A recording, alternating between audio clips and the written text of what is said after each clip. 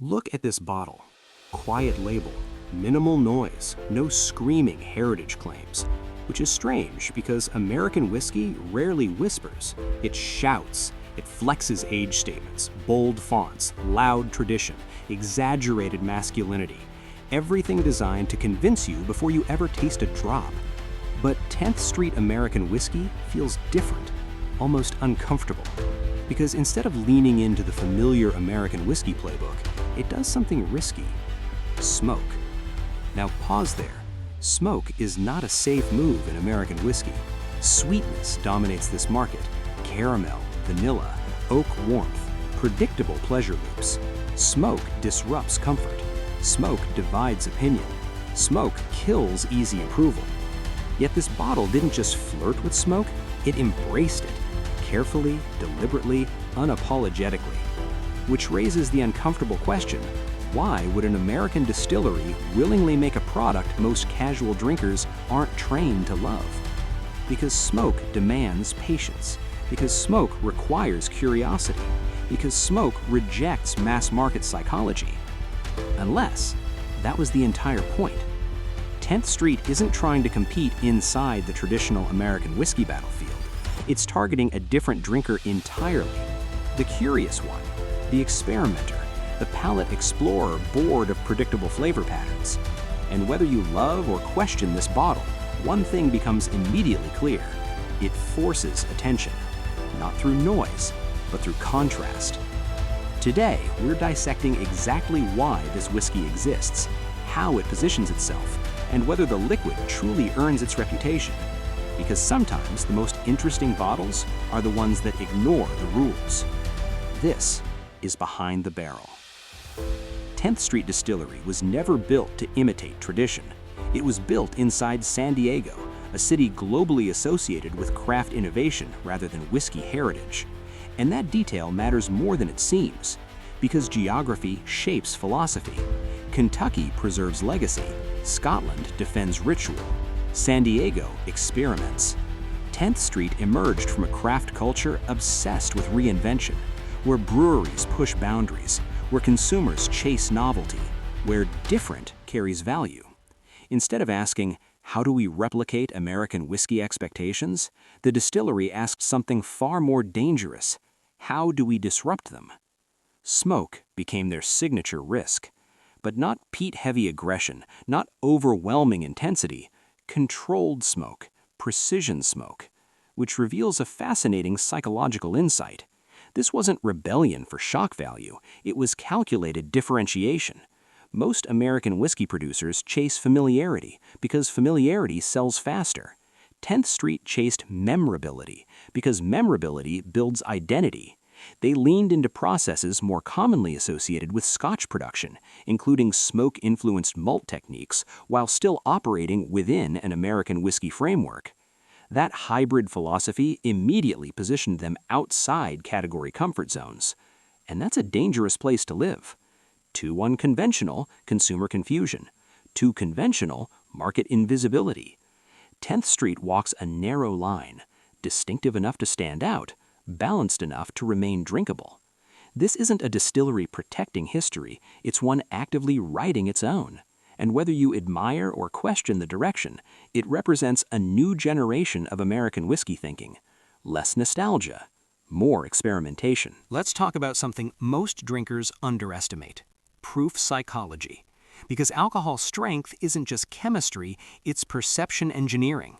Too high, intimidation barrier. Too low, flavor disappointment. 10th Street American Whisky lands in what can only be described as a strategic zone. Enough proof to carry texture, enough strength to preserve structure, enough restraint to remain approachable. That balance is deliberate design. Smoke is fragile. At low proof, it collapses into softness. At excessive proof, it becomes aggression. This whiskey maintains tension. The smoke doesn't scream, it lingers, which fundamentally alters the drinking experience. Instead of delivering immediate sweetness, the standard American whiskey pleasure trigger, the palate encounters something subtler: drier structure, layered complexity, measured intensity. And that shift changes consumer reaction. Casual drinkers pause. Curious drinkers lean in, because this isn't built for instant gratification, it's built for engagement. The mouthfeel reinforces that design. Not thin, not syrup-heavy, just enough body to feel intentional, which psychologically signals craft quality. Because drinkers rarely articulate texture, but they instinctively judge it. And here's where things become interesting. This proof level allows the whiskey to operate across multiple roles: neat sipping, ice adaptation, cocktail integration, comparative tasting, without collapsing into imbalance. It's not chasing brute strength, it's preserving flavor architecture, which is something craft distilleries often struggle to achieve. This isn't high-proof bravado, it's controlled experience engineering.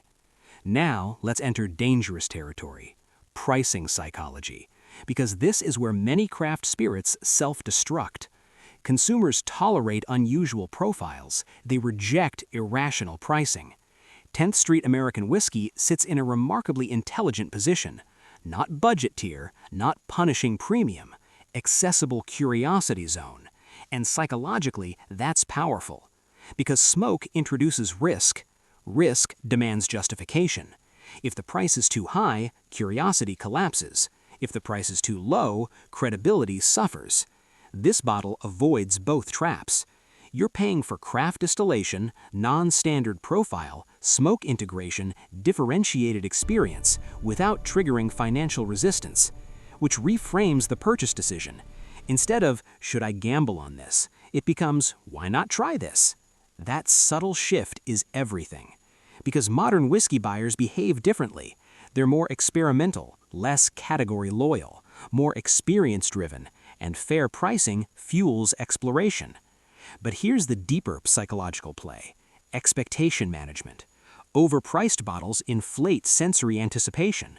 Inflated anticipation amplifies disappointment risk. Reasonably priced bottles create surprise potential, and surprise drives satisfaction memory.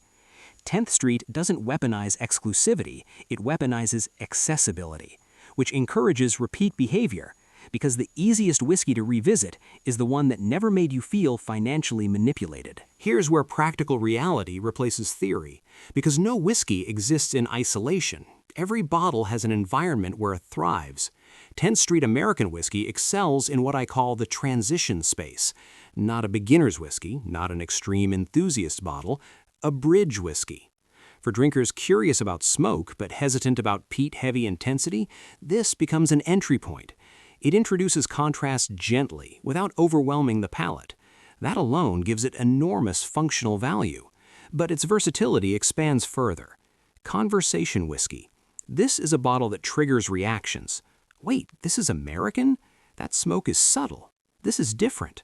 Which makes it ideal for tastings, whiskey nights, blind comparisons, palate discussions, cocktail experimentation. Unlike heavily smoky spirits that dominate mixed drinks, this integrates rather than hijacks. Old Fashions gain structure, Manhattans gain depth without turning into smoke bombs, and perhaps most importantly, palate reset. After repeated exposure to sweet-forward American profiles, this whiskey recalibrates sensory expectations. It refreshes the experience cycle, because boredom is the silent enemy of whiskey enjoyment.